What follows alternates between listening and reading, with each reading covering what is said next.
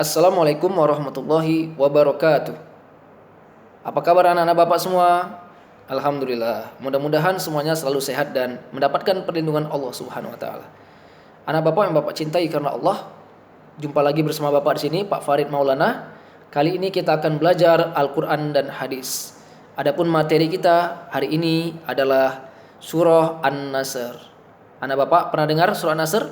Mudah-mudahan pernah ya, insyaallah. Nah, nanti kita akan bacakan surah An-Nasr. Kali ini kita belajar dulu mengenal surah An-Nasr. Nah, anak Bapak, surah An-Nasr itu di dalam Al-Qur'an urutannya adalah 110. Jadi, dalam Al-Qur'an surah An-Nasr berada di urutan 110. Anak Bapak masih ingat berapa jumlah surah dalam Al-Qur'an? Ya, pintar. Ada 114 surah. Nah, jadi An-Nasr ini posisinya adalah surah yang ke-110 dalam Al-Qur'an. Silakan anak Bapak boleh cek, buka Al-Qur'annya. An-Nasr berada di juz 30. Ya, anak Bapak. Selanjutnya, surah An-Nasr ini tergolong kepada surah Madaniyah. Ya, masih ingat berapa golongan surah-surah dalam Al-Qur'an? Ya, secara umum golongan dalam surah dalam Al-Qur'an itu terbagi dua ya anak Bapak. Ini mengingatkan kembali. Yang pertama surah Makkiyah, yang kedua surah Madaniyah. Nah, apa bedanya? Kalau surah Makkiyah, surah yang turun di kota Mekah sebelum Rasulullah hijrah. Kalau Madaniyah adalah surah yang turun di Madinah setelah Rasulullah hijrah. Nah, surah An-Nasr ini memang letaknya di juz 30 dan termasuk surah pendek. Tapi karena turunnya setelah Rasul hijrah, ya, setelah Rasul hijrah walaupun di kota Mekah, tapi setelah Rasul hijrah, sehingga surah ini digolongkan oleh para ulama sebagai surah Madaniyah. Nah, sudah tahu kan bedanya surah Madaniyah dan Makkiyah? Terletak pada hijrahnya Rasul ya, sebelum sama sesudah hijrah. Baik anak Bapak yang Bapak cintai karena Allah. Selanjutnya kata An-Nasr. Kata An-Nasr terdapat dalam pada ayat pertama surah ini ya, terdapat pada ayat pertama surah ini.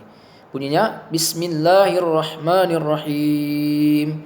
Idza jaa nasrullahi wal fath. Nah, An-Nasr yang artinya adalah pertolongan atau kemenangan. Nah, kenapa judul surah ini pertolongan atau kemenangan? Nanti ini kita akan bahas maknanya lebih dalam di pertemuan selanjutnya ya anak Bapak semua. Nah, karena ayat ini berkaitan dengan peristiwa Fatu Mekah. Fatu Mekah itu adalah penaklukan kota Mekah. Jadi Rasulullah SAW setelah hijrah ke Madinah, semakin banyak orang yang masuk Islam, semakin kuat Islam, maka akhirnya kembali lagi ke Mekah untuk menaklukkan Mekah. Inilah peristiwa Fatu Mekah. Jadi ayat ini turun berkaitan dengan peristiwa Fatu Mekah. Ya baik anak Bapak, sekarang silakan ambil Al-Qur'an ya. Kita akan belajar membaca surah An-Nasr. Ya, buka Al-Qur'annya surah An-Nasr. Sudah dapat semua? Yuk, kita bacakan sama-sama. A'udzu billahi minasy syaithanir rajim. Yuk, mulai. Bismillahirrahmanirrahim. Perhatikan panjang pendeknya ya anak Bapak semua. Idza jaa nasrullahi wal fath. Nah, perhatikan di situ ada huruf za sama ja. Zal sama jim. Pengucapannya harus berbeda ya, anak Bapak. Kita ulangi sama-sama. 1 2 mulai. Idza jaa nasrullahi wal fath. Nah, di akhir ayat hanya tuh ha besar dijelaskan ketika berhenti. Nasrullahi wal fath. Ya. Kita masuk ke ayat kedua. Wa ra'aitan nasa yadkhuluna fi dinillahi afwaja. Perhatikan panjang pendeknya. Sekali lagi.